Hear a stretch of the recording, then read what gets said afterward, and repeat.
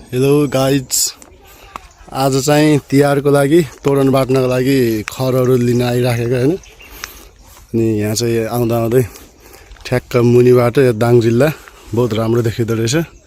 मठ डाँडा मुनि नै छ र यसो हेर्ने बेलामा राम्रो भ्यू देखियो।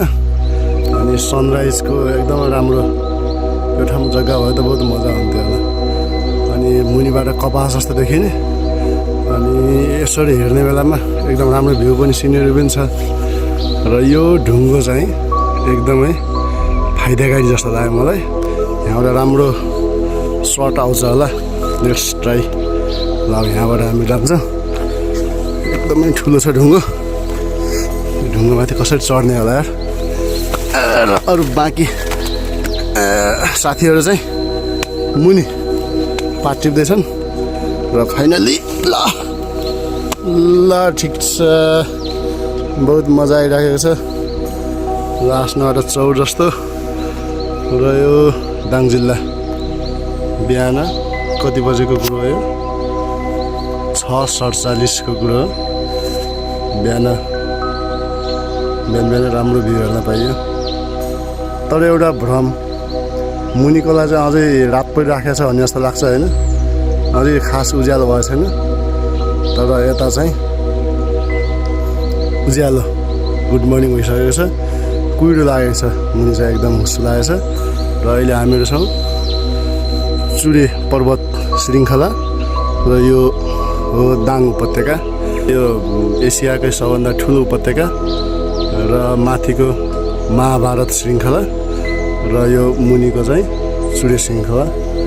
र यो माथिकोमा चाहिँ यो आफ्नै आध्यात्मिक हिन्दू पौराणिक कथा अनुसार चाहिँ छुट्टै महत्त्व छ माथिको पहाडको।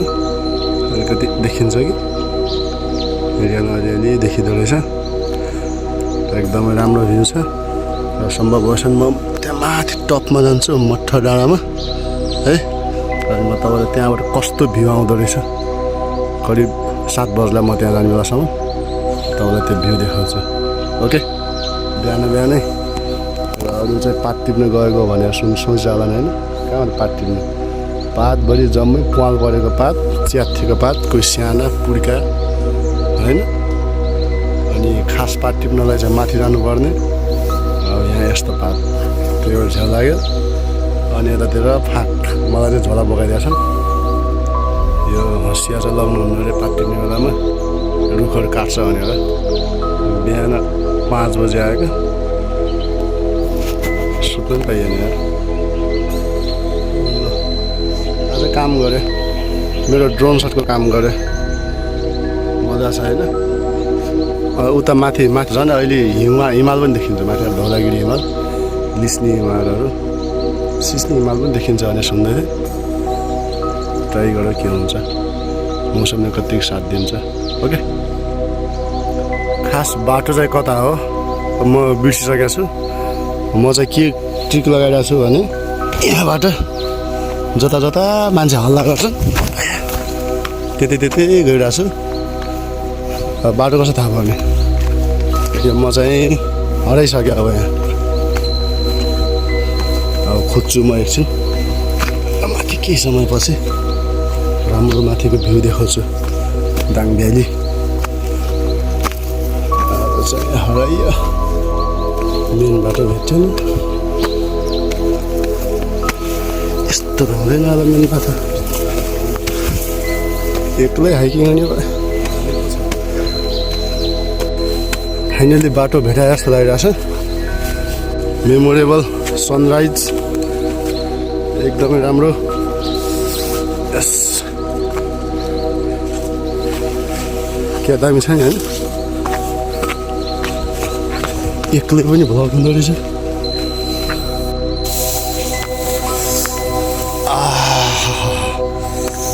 फाइनल्ली मैले त्यो पोइन्ट चाहिँ भेटाएँ यति लामो समय खोज्दा। र अब भने जस्तो राम्रो भ्यू चाहिँ होइन, तर पनि कस्तो देखिँदो रहेछ टपबाट दाङको भ्यू एकचोटि हेर्दा।